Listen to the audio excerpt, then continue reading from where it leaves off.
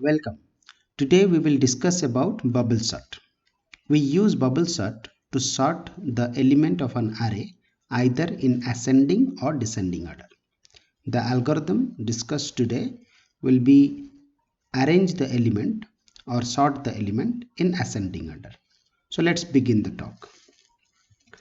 Assume that you will be given with an array with 5 elements shown over here: 9, 3, 15, 6 and 2. Okay. So the objective of bubble sort is to find the biggest element.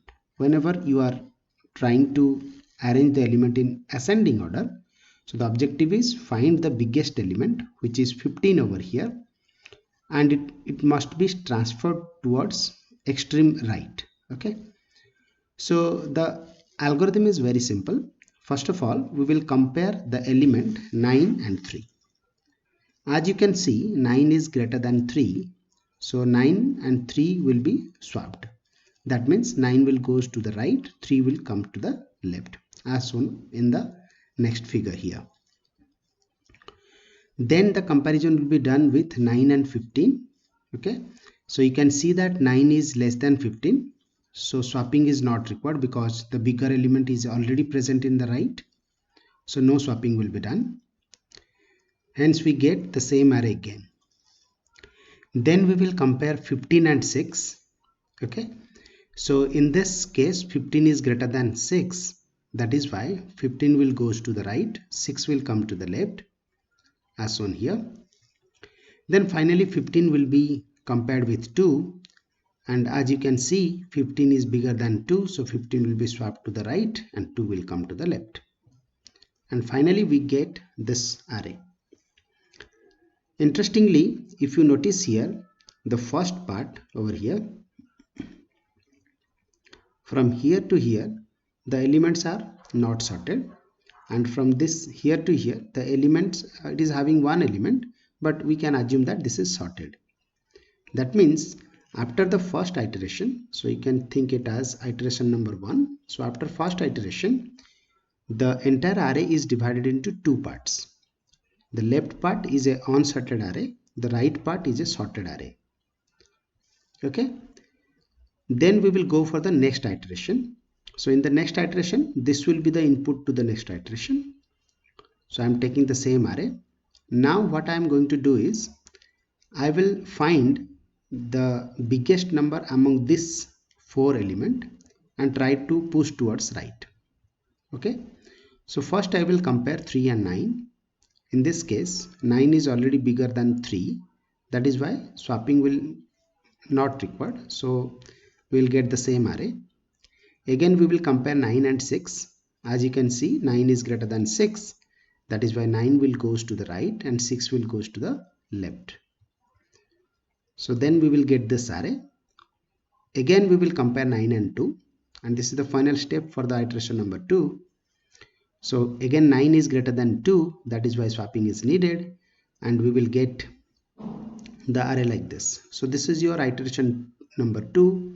So after completing iteration number 2, you can see that this part is already sorted, but this part is not sorted. That means the array is divided into two parts again.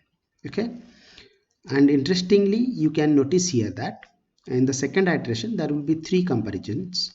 In the first iteration there are only 4 comparisons: 1, 2, 3, 4. Here we are having 1, 2 and 3 comparisons. So whenever the iteration will be increased, that the comparison will be automatically reduced.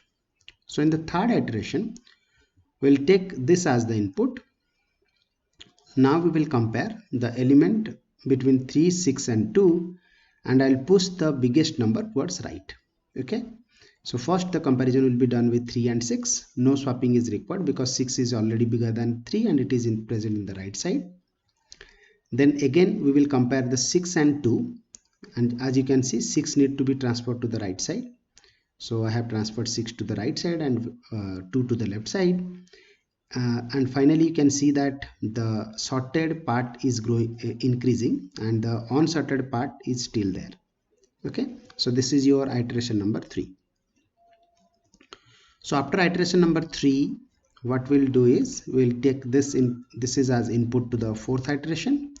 In the fourth number iteration, we need to find the biggest number among these two, and the biggest number need to be transferred to the right.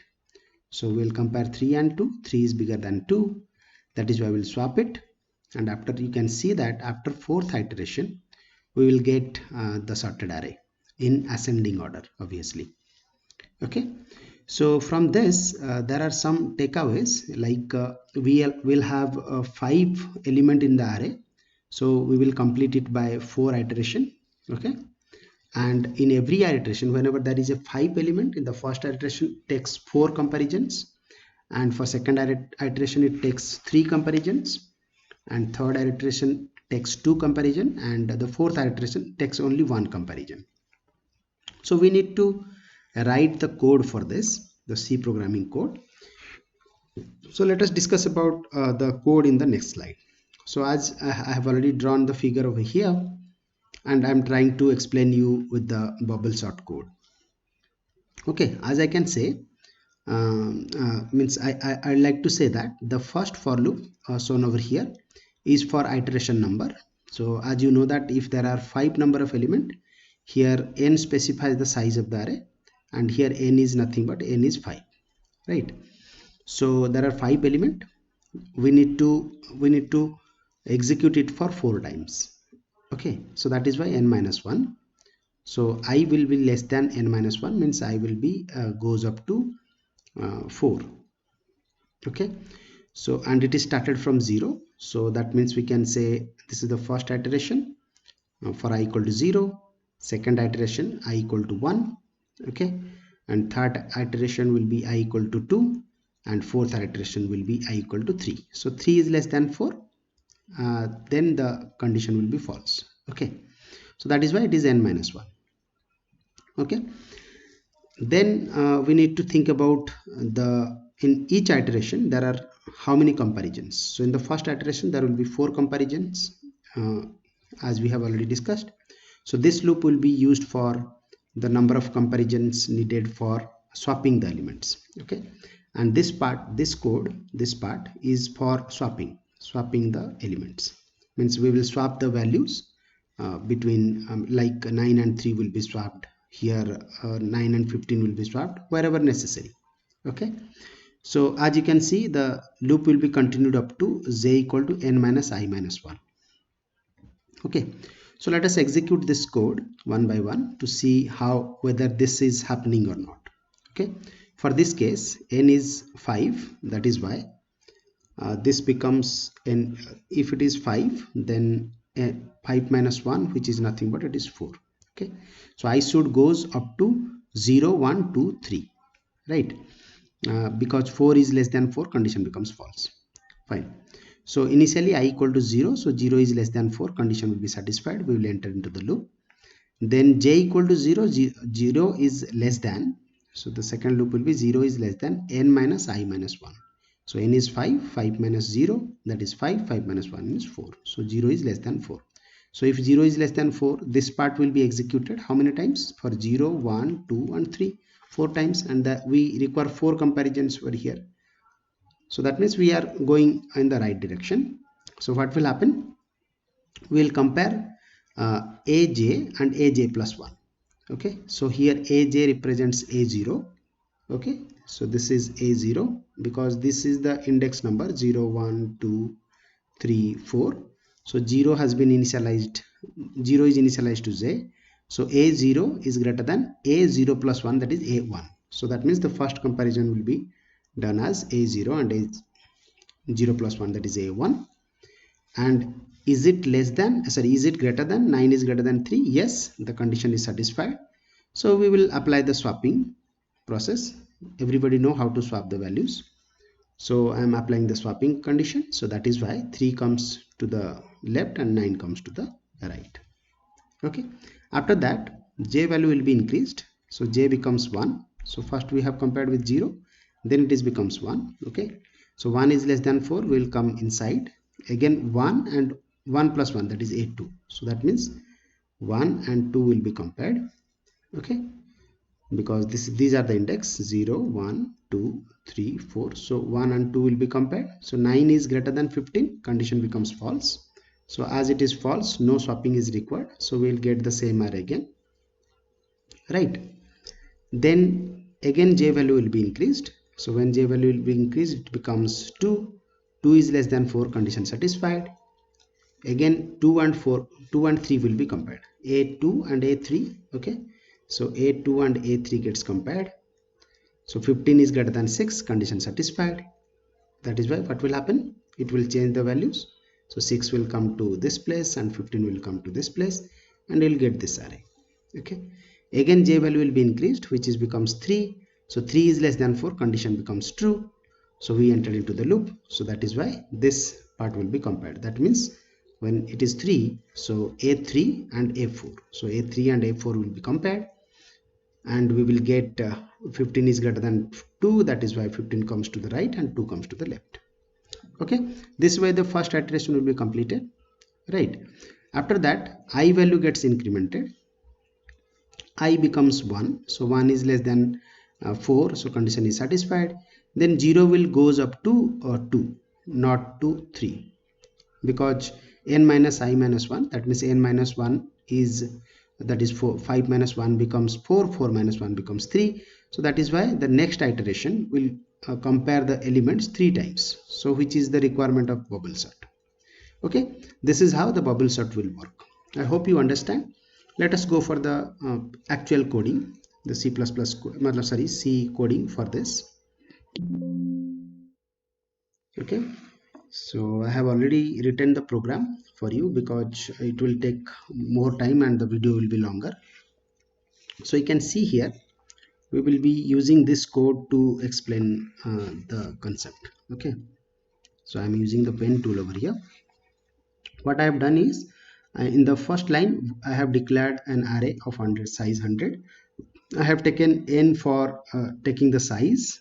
I and j will be obviously required for writing the loops. This temp variable will be used for swapping purpose. Okay, in the next line I have asked the user how many element he want. Then I have collected it and store it in variable n. Okay, then this part is written for reading the numbers. You all know how to read the numbers because we have already discussed this in previous videos. Okay, then in this particular part, I'm sorry, so this will be okay. So what I'm going to do is, so this part will be code for reading the number. Then after reading the numbers, then this part printing the array before sorting. So I want to show you before sorting the elements of the array, how the array is looking like.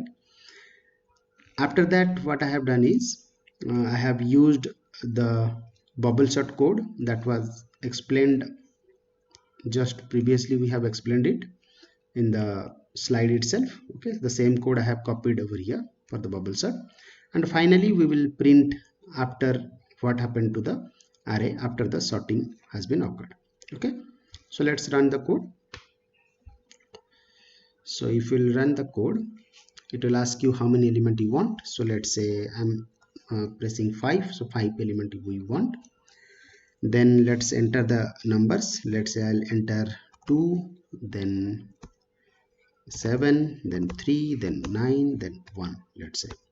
So you can see here, before swapping we'll get 27391, and after sorting, before sorting the elements are this, and after, so I need to make it after sorting. Anyway, so you can see that the answer is 12379. So let me make it after sorting. Okay, that means the sorting is completed. Okay, so let me run this code again. Let's say I'm taking 10 elements. Okay, so let's take the numbers 167, 5, 89, 45, 78, 23, 56, 87, 43.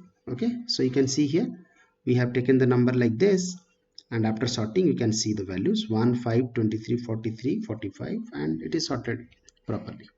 Okay, I hope you understand the things. If you have any question, you can just post your questions on the comment section. Thanks for watching. Goodbye.